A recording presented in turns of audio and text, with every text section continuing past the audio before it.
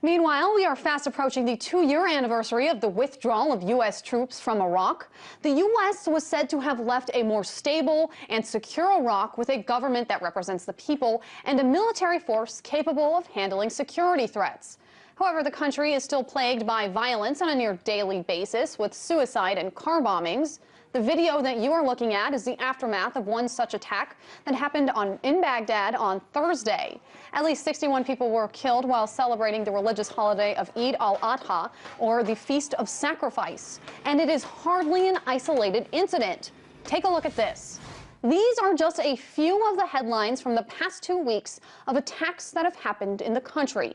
Policemen and government officials have been targeted. Children and women have been killed, and these attacks have made many public spaces potentially deadly.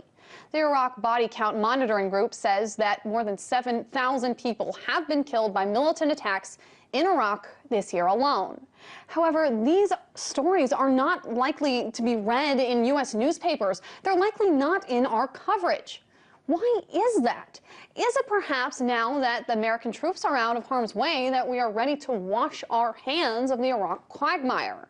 To discuss the latest onslaught of violence plaguing the country, I'm joined now by Said Arikat, political correspondent and political analyst for Quds.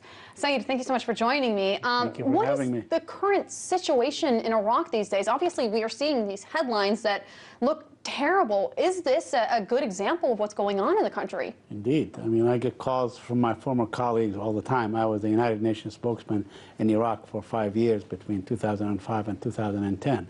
And I tell you, the situation in Iraq today is as bad as it was at the height of the civil war in 2006 and 2007.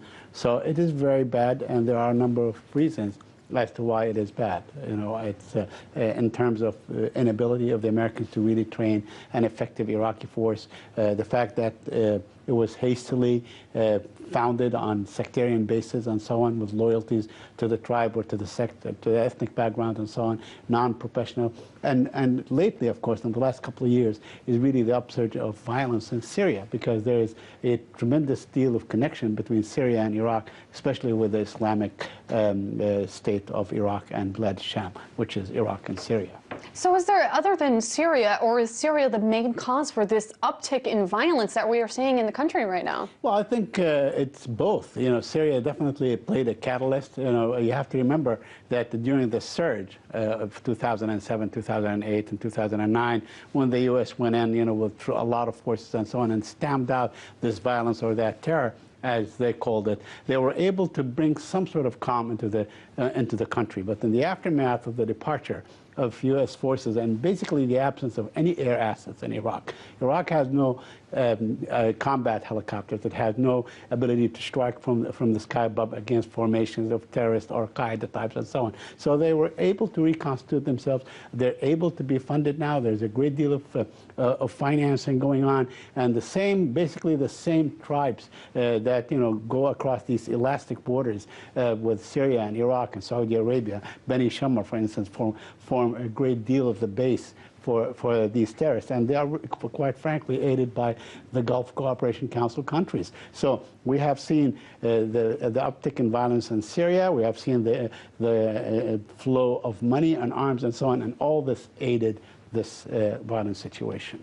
Now, let me ask you, what about the Iraqi army? How are they doing? Are they equipped to handle this type of situation? Well, the Iraqi army is basically was destroyed or was, dissolved back in 2003. That was a decision taken by the Bush administration at the time, and ever since then they have been they have been trying to reconstitute the army, but so far, the sectarian aspect of the loyalties and the structure of the army has really taken its toll on having a professional army, so it is not that effective.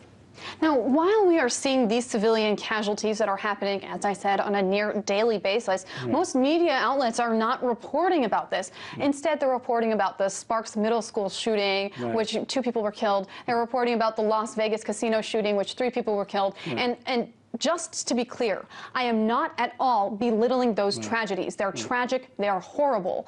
But why aren't we seeing even 30 seconds of coverage of these daily blasts, these daily occurrences?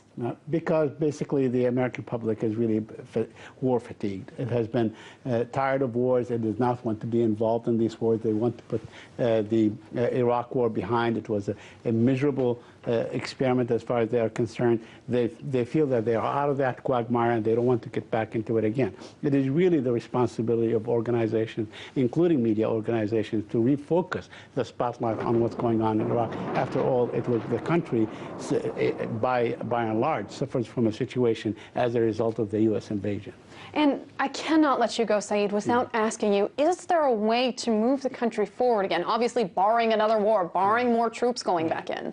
Well, I think that a real, genuine reconciliation effort, that if the U.S., let's say, takes on such an initiative and can find resonance among the Iraqi different political parties, I think there is that intent to reconcile, but you need to push for it.